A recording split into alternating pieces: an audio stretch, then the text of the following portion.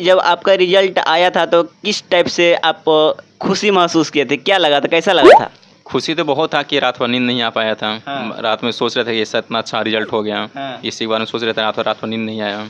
ये जो आप शख्स कैमरे के सामने देख रहे हैं, ये कोई साधारण शख्स नहीं है। इन्होंने बहुत बड़ा जुर्म किया है। जुर्म ये किया है कि बहुत सारे स्टूडेंट एग्ज़ाम में बैठते हैं लेकिन कुछ ही का सिलेक्शन होता है और वही सिलेक्शन ये लिए हैं। तो इन पे बहुत बड़ा इल्ज़ाम है कि इन्होंने एसएससी जेई को क्रैक करके और CPWD लिया है।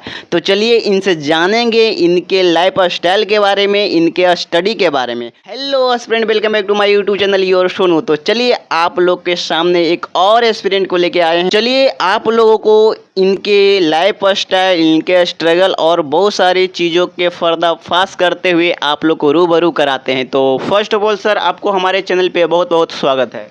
आपका ही बहुत बहुत शुक्रिया सोनू जी कि आप मेरे पास इतना कष्ट से आए अपना। तो सर आप अपने बारे में शॉर्ट में हमारे ऑडियंस को बताइएगा। मेरा नाम धीरज कुमार है। हाँ। और मेरा होम डिस्ट्रिक्ट गया पड़ता है। ठीक है। ठीक, हमने 10th करके डिप्लोमा किया था। हाँ। जो कि सेशन 2017 से 20 था। कॉलेज मेरा किशनगंज पड़ता था। किशनगंज कॉलेज से आप डिप्लोमा किए थे।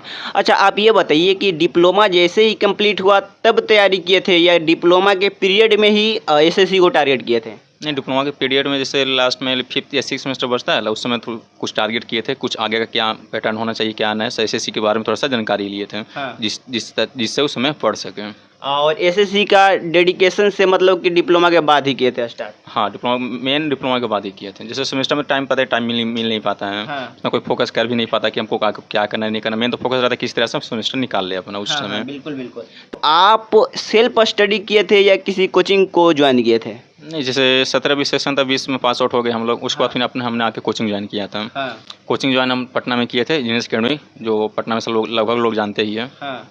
उसी को ज्वाइन किया था।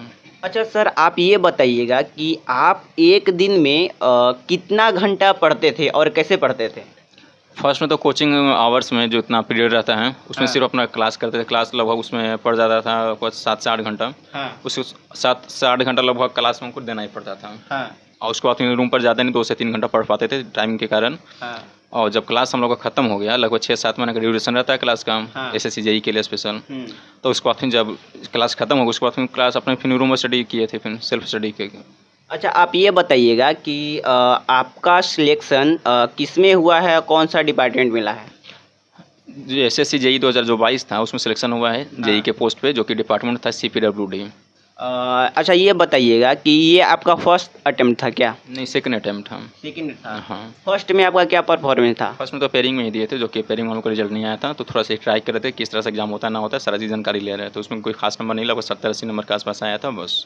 यानी कि फर्स्ट बार जो अटेम्प्ट ये किए थे, ये अपने एक्सपीरियंस को के लिए दिए थे ताकि हमको रूबरू हो जाए एग्जामिनेशन हॉल से कि किस प्रकार से कंडक्ट एसएससी एग्ज़ाम करती है, और अपना एक्सपीरियंस गेन करने के लिए फर्स्ट बार अटेम्प्ट किए थे और सेकंड बार में इन्होंने अपना सिलेक्शन निश्चित किया है। तो सर आप ये बताइएगा कि आपका डॉक्यूमेंट वेरिफिकेशन का प्रोसेस है वो कब होने वाला है और किस टाइप से होता है? डॉक्यूमेंट वेरिफिकेशन तो पहले पैटर्न कुछ और था, इस बार चेंजिंग किया गया। पहले क्या था कि आपका एसएससी एग्जाम ले रहा था, एसएससी आपका डॉक्यूमेंट वेरिफिकेशन करवाता था, उसके बाद फिर आपको डिपार्टमेंट करवाता था। इस पर चेंजिंग क्या हुआ, एसएससी आपको खाली रिजल्ट देता है, रिजल्ट देकर छोड़ देता है। बाकी जो डॉक्यूमेंट वेरिफिकेशन होता है वो आपको डिपार्टमेंट करेगा। जो आपको डिपार्टमेंट अलॉट हुआ है वो आपका करेगा। आपका कौन सा रीजन मिला है डॉक्यूमेंट वेरिफिकेशन के लिए? हम लोग का ईस्ट मिला था, जो कोई रैंक के अनुसार मिलता है। जितना आपका अच्छा रैंक रहेगा, जो आपका प्रेफरेंस दिया फर्स्ट में, वो आपको मिल जाएगा। हाँ। तो हम लोग को ईस्ट दिया गया था प्रेफरेंस के अनुसार। फर्स्ट में नॉर्थ था, सेकंड ईस्ट था, ईस्ट हम लोग को दे दिया गया है। तो आपका ईस्ट में कौन सा सिटी में डॉक्यूमेंट वेरिफिकेशन होगा? अभी तो कोलकाता में होने वाला है। कोलकाता में होने कोलकाता जो कि मेन ऑफिस पड़ता है, रीजनल ऑफिस आपका ईस्ट रीजन का। हाँ। अच्छा, आप ये बताइएगा कि सिलेक्शन से पहले और सिलेक्शन के बाद आपके लाइफ में क्या परिवर्तन आया है? परिवर्तन तो फिलहाल अभी तो कुछ ऐसा नहीं है, जबकि अनुभव नहीं हो पा रहा है। जैसे ज्वाइन कर लेंगे उसके बाद में कुछ अनुभव बता सकते हैं फिर। हाँ।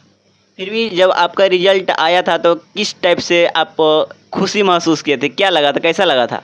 खुशी तो बहुत था कि रात भर नींद नहीं आ पाया था। हाँ। रात में सोच रहे थे कि ऐसा इतना अच्छा रिजल्ट हो गया। हाँ। इसी बारे में सोच रहे थे, रात भर नींद नहीं आया। पीटी के रिजल्ट के बाद क्या आपको लगा था कि मेंस में भी सिलेक्शन होकर और फाइनल में सिलेक्शन हो जाएगा? नहीं तो मेहनत पे डिपेंड करता है, जितना मेहनत कीजिएगा उसको फिर जैसे पता तो फर्स्ट नहीं रहता किसी का मेरा सिलेक्शन होगा कि नहीं होगा।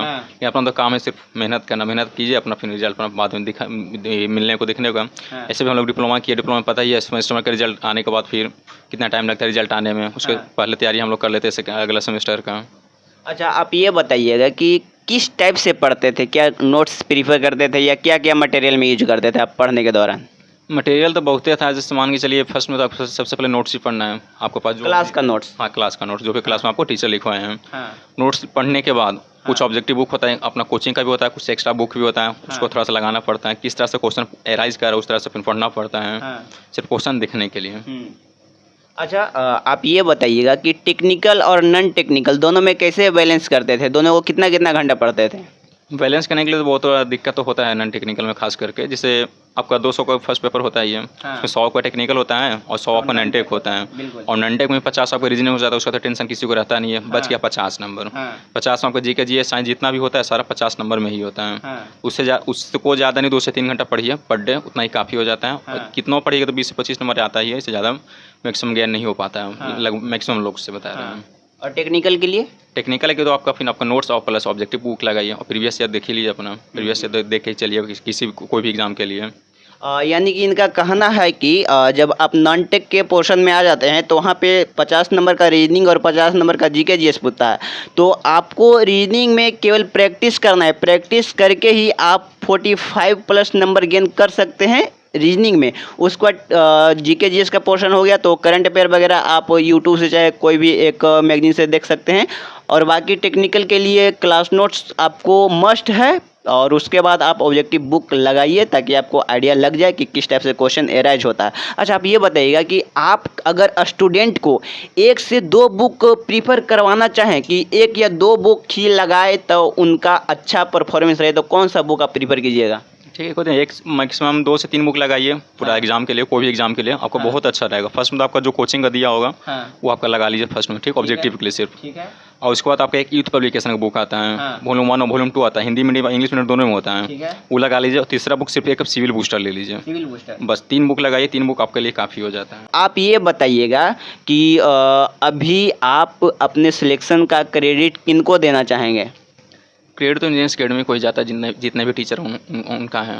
लेकिन क्लास तो हम वहीं से किए हैं, ऑनलाइन हो चाहे प्री हो चाहे मेंस हो, सारा क्लास वहीं किए हैं। और उसके बाद अपने फैमिली तो मेरे फादर जी हो गए, उनको फिर।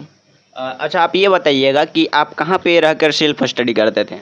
सेल्फ स्टडी रूम और प्लस लाइब्रेरी में जाते थे, मैक्सिमम टाइम लाइब्रेरी में ही गेन करते थे। रूम पर तो पता है थोड़ा सा अनबैलेंस हो जाता है, मैक्सिमम लोग खुद कुछ कर लेते, रूम पर स्टडी कर लेते, लेकिन हमसे रूम पर स्टडी नहीं हो पाता था, हम अपना लाइब्रेरी ज्वाइन कर लिए थे। लाइब्रेरी कितना घंटा जाते थे? लाइब्रेरी तो जब क्लास खत्म हो गया तो उसके बाद 8 घंटा था, लेकिन धीरे धीरे जब एग्जाम लगभग 2 या 3 मंथ बचता है उसके बाद फिर हम 24 आवर का लाइब्रेरी कर लेते हैं। अच्छा, ये बताइएगा कि टेस्ट सीरीज का आपके सिलेक्शन में क्या रोल रहा है, और क्या आने वाले एस्पिरेंट को टेस्ट सीरीज लगाना चाहिए? टेस्ट सीरीज तो सबसे पहले सभी को देना चाहिए, आप सिलेबस पढ़े चाहे ना पढ़े उससे मतलब नहीं है, लेकिन टेस्ट सीरीज देखिए हम कहाँ पर क्या मिस्टेक हो रहा है उसमें पता चल जाता है कहाँ पर हमको मिस्टेक हो रहा है। ये मत देखिए कि हम सिलेबस नहीं पढ़े थे टेस्ट सीरीज देंगे तो हम डिमोटिवेट हो, डिमोटिवेट नहीं होता, वहाँ से मोटिवेट होने का एक चांस मिलता है कि हम मेहनत करेंगे तो और नंबर बढ़ेगा वहाँ पे। अच्छा, आने वाले एस्पिरेंट 2023 हो चाहे 2024 को जो प्रीफर करेंगे उनके लिए आप अपने मन से क्या बोलना चाहेंगे? उनके लिए मान के चलिए जैसे अभी हम हाल फिलहाल में 2 या 3 दिन पहले एलआरसी का एग्जाम दिए थे, ठीक, जो बिहार में होता है एलआरसी एग्जाम होता ही है। उसमें मैक्सिमम क्वेश्चन देखे कि हम लगभग यूथ पब्लिकेशन से मैच किया है, ठीक।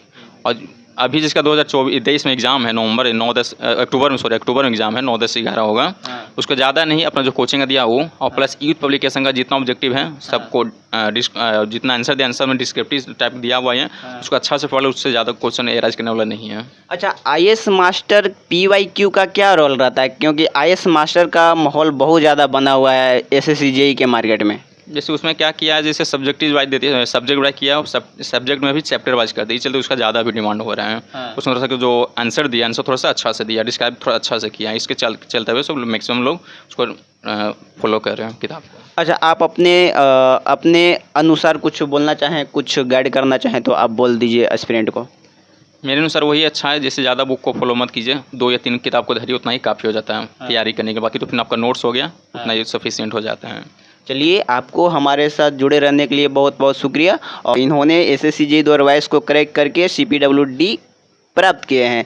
तो कैसा लगा ये वीडियो? आई होप आप लोग को ये सीखने लायक वीडियो होगा और आपको इस वीडियो से मोटिवेशन मिला होगा।